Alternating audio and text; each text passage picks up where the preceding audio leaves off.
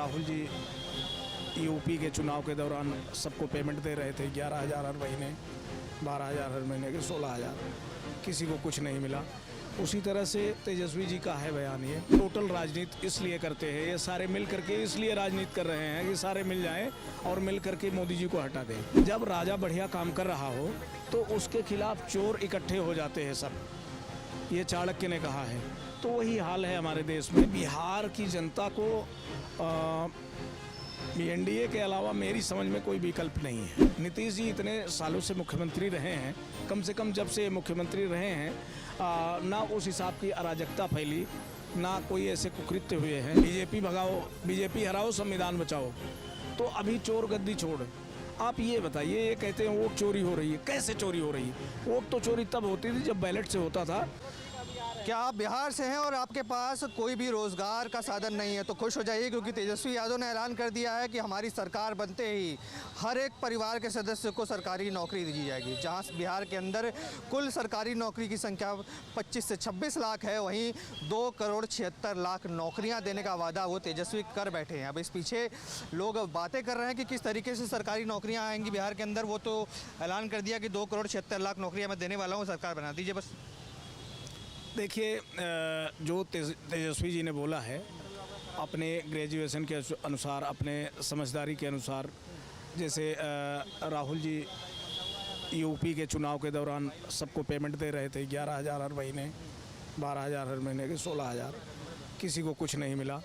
उसी तरह से तेजस्वी जी का है बयान, ये कि ये लोग जो है कुछ सोचते समझते नहीं हैं क्या करना है, ना इनके पास कोई विजन है, ना इनकी कोई तैयारी है। सिर्फ किसी भी तरह से बेवकूफ़ बना के जनता को चुनाव जीतने का प्रयास है। जैसे उत्तर प्रदेश के चुनाव में ये लोग घूम रहे थे सर पे अपने रख के, संविधान पढ़ा नहीं, उसको सर पे रख के घूमना, और थोड़ा सा जनता गुमराह हुई, सीटें कम हुई भाजपा की। पर इंडिया अलायंस के अंदर देखा गया कि किस तरीके से खटपट नजर आई जब तेजस्वी राहुल ने एक साथ मिलकर रोड शोज किए, उसके बाद कहीं ना कहीं दोनों में खटपट भी नजर आई। तो क्या लगता है इतना मजबूत संगठन बन पाया है बिहार के अंदर जो एनडीए को टक्कर दे पाए? मैं आपको बता रहा हूँ, देखिए इन लोगों की टोटल राजनीति इसलिए करते हैं, ये सारे मिल करके इसलिए राजनीति कर रहे हैं कि सारे मिल जाएँ और मिल करके मोदी जी को हटा दें। देखिए, जब राजा बढ़िया काम कर रहा हो तो उसके खिलाफ चोर इकट्ठे हो जाते हैं सब, ये चाणक्य ने कहा है। तो वही हाल है हमारे देश में इन सभी लोगों का। क्या लगता है बिहार के अंदर क्या जनसुराज जो नई नवेली पार्टी आई, ये कुछ फेरबदल कर पाएगी, कुछ वोट काट पाएगी किसी के? क्या फैक्टर देखते हैं जनसुराज का बिहार चुनाव में? देखिए, पढ़े लिखे आदमी है, बढ़िया आदमी है वो, और चुनाव में उतरे हैं, देखिए क्या परफॉर्मेंस आती है। हालांकि भीड़ तो दिख रही है उनकी भी, जो उनकी रैलियां हो रही हैं, जो उनका जहाँ पे उनकी सभाएं हो रही हैं, भीड़ तो वहाँ दिख रही है, ऐसा नहीं है। क्या लगता है एनडीए में नीतीश बाबू को दोबारा से ताजपोशी कराई जाएगी या कोई नया चेहरा लाकर हर बार की तरह एक नया सरप्राइज दिया जाएगा बिहार के अंदर? देखिए, बिहार की जनता को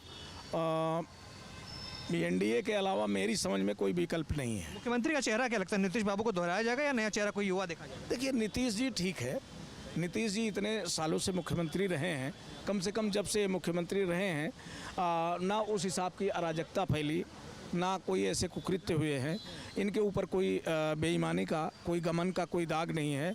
तो मेरे समझ से नीतीश से अच्छा तो नीतीश जी अच्छे मुख्यमंत्री साहब। जो एनडीए नारा लगा रही है 25 से 30 फिर से नीतीश, और उसके जवाब में वोट चोर गद्दी छोड़ का नारा भी बिहार के अंदर चल रहा, तो किसके नारे पर ज़्यादा जनता विश्वास करती है? देखिए भाई साहब, इनका जैसे इन लोगों का था कि संविधान बचाओ, बीजेपी भगाओ, बीजेपी हराओ, संविधान बचाओ।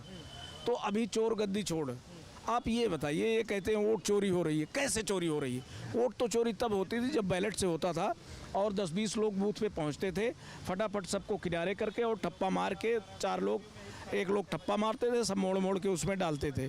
चोरी ऐसे हुआ करती थी, गरीब वोट नहीं डालने पाता था।